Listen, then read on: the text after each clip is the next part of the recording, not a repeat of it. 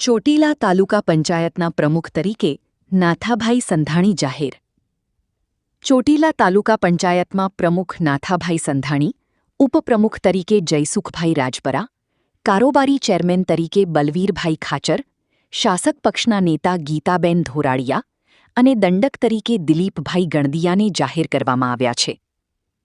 ચોટીલા તાલુકા પંચાયતમાં નવી બોડીની સત્તારૂઢ માટે શુક્રવારના પ્રમુખ ઉપપ્રમુખ ભાજપના ચૂંટાયેલા સભ્યો માટે મેન્ડેટ જાહેર કર્યા છે. આજે શનિવારે વિધિવત ચૂંટણી અધિકારી દ્વારા બંને પદભાર ધારણ કરનારની જાહેરાત કરવામાં આવી છે. તેમાં તાલુકા પ્રમુખ તરીકે નાથાભાઈ સંધાણી, ઉપપ્રમુખ તરીકે જયસુખભાઈ રાજપરાને બનાવવામાં આવેલ છે. 18 સદસ્ય ધરાવતી ચોટીલા તાલુકા પંચાયતમાં તાજેતરમાં ચૂંટણી પરિણામમાં અપક્ષ 1, આમ આદમી 1, કોંગ્રેસ 3 અને ભાજપ 13 સભ્યો ચૂંટાઈ આવેલ છે. શુક્રવારે જિલ્લા ભાજપ આગેવાનોની ઉપસ્થિતિમાં પ્રમુખ તરીકે નાથાભાઈ સંધાણી, ઉપપ્રમુખ તરીકે જયસુખભાઈ રાજપરાના ઉમેદવારી પત્રો રજૂ કરાયેલ. કોંગ્રેસ દ્વારા ફોર્મ ઉપાડવામાં આવેલ, પરંતુ નિયત સમય મર્યાદામાં રજૂ નહીં કરાતા તાલુકા પંચાયતના બંને સુકાનીઓ બિનહરીફ બનેલ છે, જેની શનિવારના રોજ વિધિવત જાહેર કરવામાં આવેલ છે.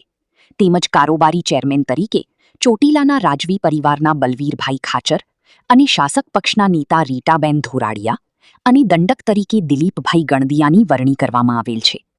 તાલુકા પંચાયતના નવા સુકાનીઓ માટે ગ્રામ્ય વિસ્તારોના અનેક ગામડાઓમાં રોડ રસ્તા, પાણી અને ખેતીવાડી સહિતના પ્રશ્નો મુશ્કેલ બનેલ છે.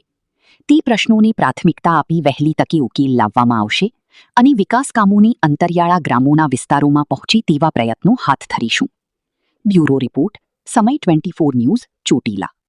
ચૂંટણી હમણાં યોજાઈ એમાં પ્રમુખ તરીકેની પાર્ટીએ અમને જવાબદારી આપી છે, ત્યારે અમારા ચોટીલાના જે સ્થાનિક પ્રશ્નો જેમ કે પાણી અને વીજળી છે એમાં અમે ટીમવર્કથી એક કામ કરશું. અને જે નિમણૂક થઈ છે એમાં કારોબારી ચેરમેન તરીકે અમારે બલવીરભાઈ ખાચર, ઉપપ્રમુખ તરીકે જયસુખભાઈ પૂનાભાઈ રાજપરા, દંડક તરીકે દિલીપભાઈ તથા શાસક પક્ષના નેતા તરીકે રીટાબેન ધોરાડિયાની નિમણૂક થઈ છે. તો પાર્ટીનો અમે શીર્ષસ્થ નેતૃત્વ ગુજરાત પ્રદેશ ભાજપનો અમે ખૂબ ખૂબ આભારી છીએ.